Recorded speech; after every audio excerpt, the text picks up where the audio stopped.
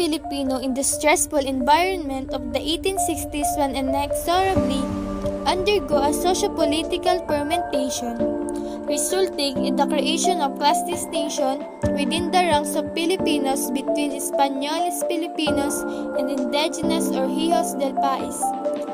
Españoles Filipinos is a Filipino who has Spanish or Hispanic lineage, mostly born and raised in the Philippines.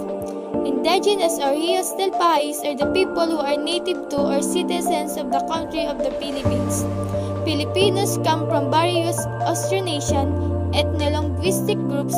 Currently, there are more than 185 ethno-linguistic groups in the Philippines, each with its own language, identity, culture, and history. In other words, this document, called by Schumacher, revealed that as early as the 1860s, the label Filipino was undergoing in a severe dilemma. Father Burgos himself provides the well-defined evidence of this shift in the meaning Filipino, when he cites in the Proclamation of Filipinos some portion of a blasting article in the Madrid-based newspaper Libertad. Father Jose Burgos rubbed in the disappearing signification of Filipino when he wrote, "We have been provoked and we consider it our duty to comfort in defense of our race, of our class, and of our honor." Burgos wants us to protect and defend our race, our culture, and our nation against those subjugator. Schumacher has tirelessly given hope to the miserable trail toward the origins of Filipino nationalism. For instance, in the proclamation, Burgos cited the painful criticism of Governor General Simon de Anda against the overall misconduct of the friars, written nearly 100 years before Burgos' time.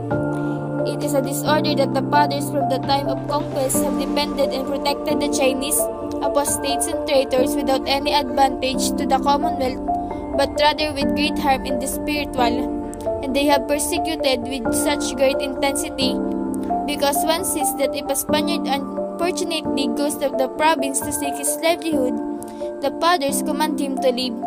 In this way, the fathers remain alone in the town without witnesses.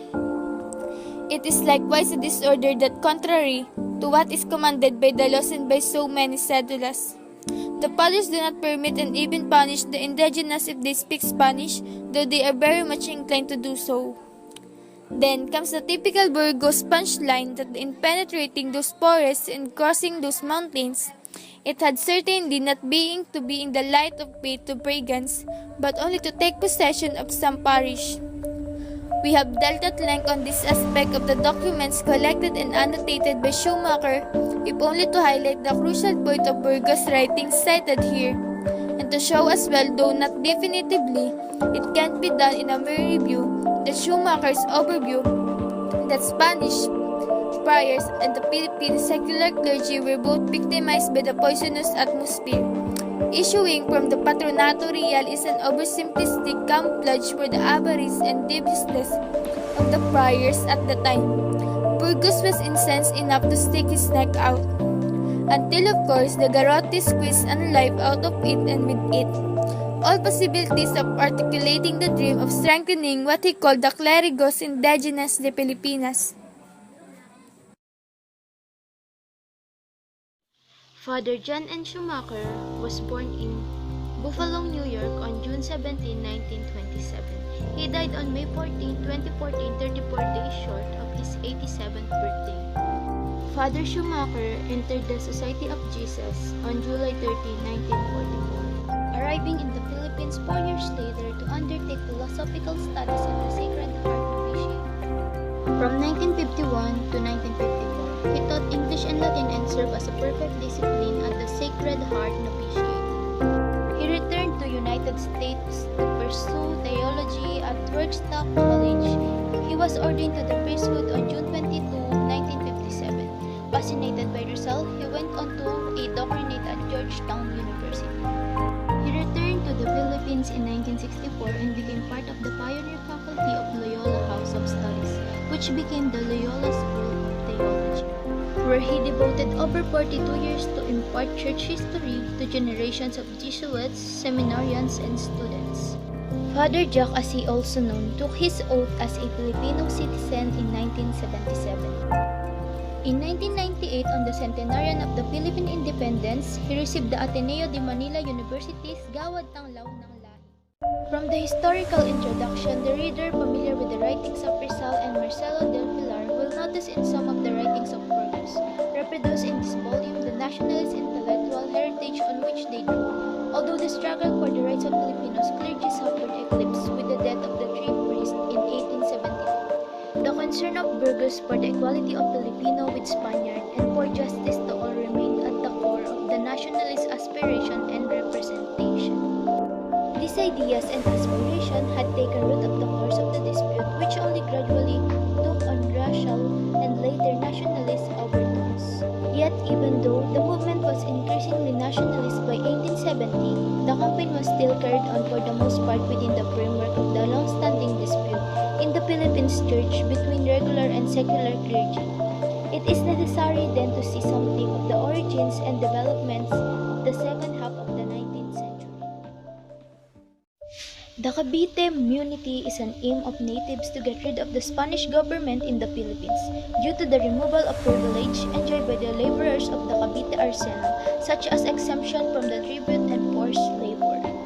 Cavite Munity briefed uprising 200 Filipino troops and workers at the Cavite arsenal, which became the excuse for Spanish repression for the embryonic Philippine nationalist movement.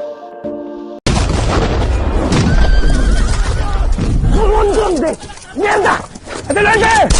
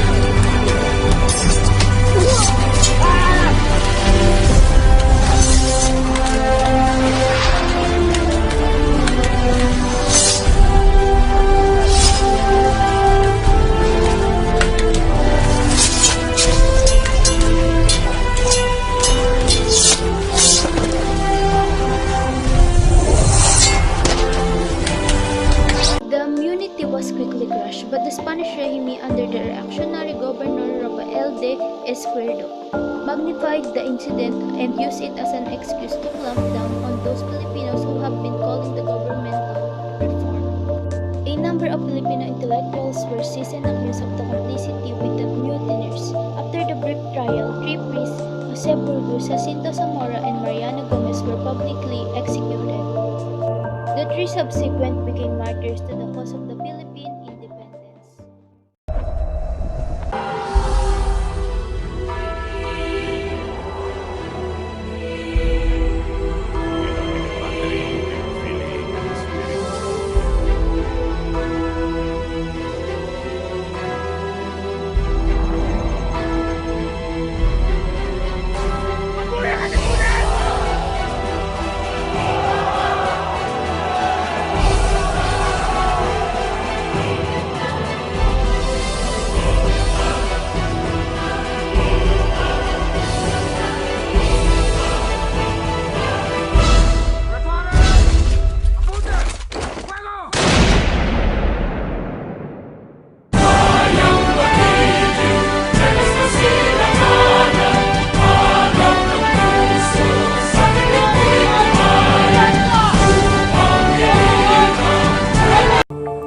It is obvious in Burgos text and context that clero-secular is synonymous with clero-indigena. How indigena crept into the vocabulary of the era is traceable to the fact that the priors were all Spaniards and continually debased the clergy with the racist slurs. It is therefore not surprising for Burgos to counterattack in defense of our race. Thus, they reformed the church movement to quicken the secularization of parishes, transformed into indigenization, which was calibrated further by the troublesome turn of events into Philippinization, and finally set free. The documents gathered in this book, whether written by Burgos or the Archbishop or the Governor General, show that the Spanish religious or regular clergy were the group favored to tighten the stranglehold of colonialists on their colony in the Far East. Otherwise, why should the policy of secularizing the parishes, displacing the friars, and installing secular priests like Burgos who owed their allegiance to their bishops and the Spanish king, which had been carried out as the official policy for centuries, be suddenly invalidate in 1826? Schumacher's introduction gives an insightful perspective, or better, a clear point of entry, but readers need to take it wholesale.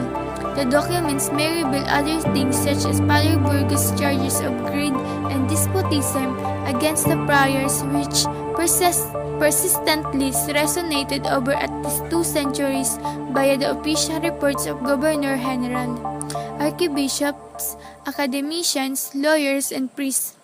For this reason, we regard Schumacher's laying the blame for the conflict between the clero indigenous and the Spanish friars on the Patronato Real an alibi for his comrades in cloak, an appeal to a remote and abstract machina way beyond the control of mortals, thus absolving the friars, and thus, we say, the reader may well research deeper in this document.